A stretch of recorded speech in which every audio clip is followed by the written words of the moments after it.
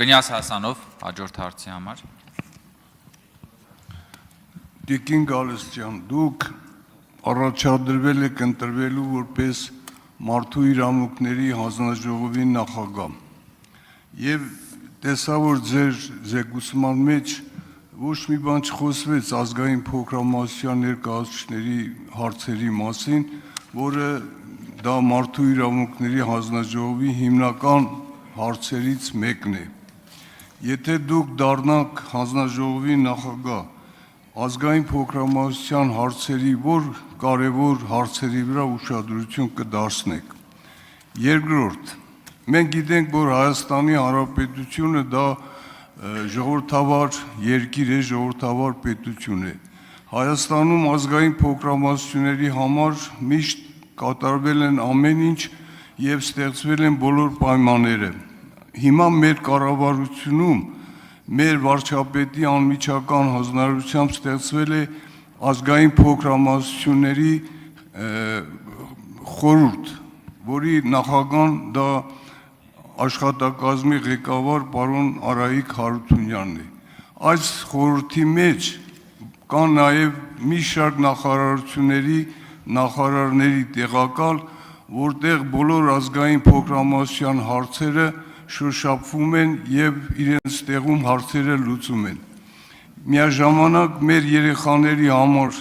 հրատարակվել են դասագրքեր եւ շաբաթական, որտեղ որ կոմպակտ ապրում են ազգային փոքրամասնությունները, ինչպես եզդիները, քրդերը, ասորիները, երեխաները սովորում են իրենց մայրենի լեզվով։ Սակայն մեր հարևան մի քանի պետություններ, ինչպիսիք են Իրանը, Սիրիան, Թուրքիան, այստեղ միլիոնավոր մեր ազգագիցներ կան, որոնք երեխաները չեն սովորում իրենց մայրենի լեզվով։ Դուք կոնկրետ պատասխանեք, սա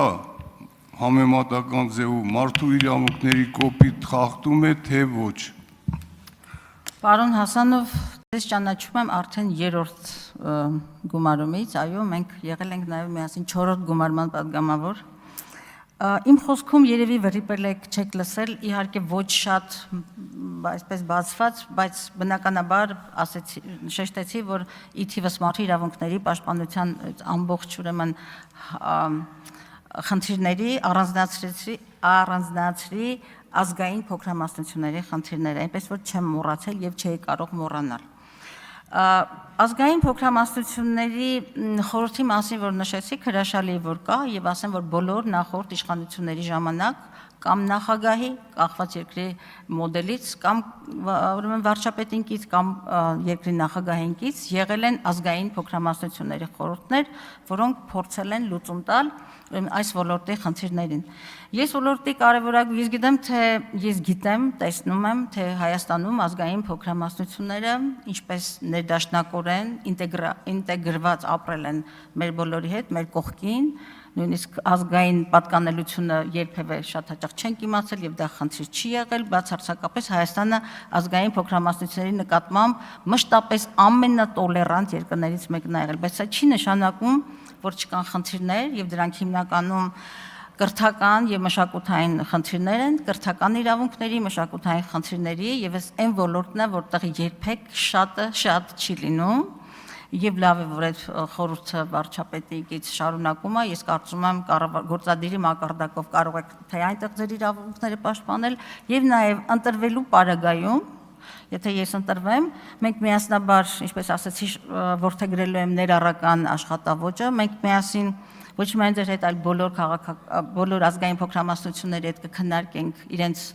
համար բնորոշ, ավելի այսպես ծանր եւ ոչ ծանր խնդիրները, մարտահրավերները եւ դրանց միասնաբար կկարողանանք լուծումներ տալ, բայց ես գոնե գտնում եմ, որ այստեղ ազգային փոքրամասնությունների իրավունքները Հայաստանում ճիշտ այնպես են պաշտպանված, ինչպես Հայաստանի քաղաքացի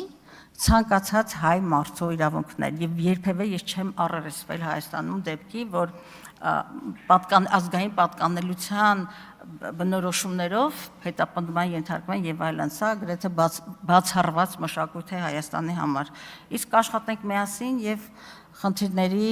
այսպես վերլուծություն կանենք, մոնիտորինգ կանենք եւ կտեսնենք, թե ինչպես կարողանանք լուծել, եթե կան այդ խնդիրները։ Հավանիր տեսանյութը եւ բաժանորդագրվիր նորությունները բաց չթողնելու համար։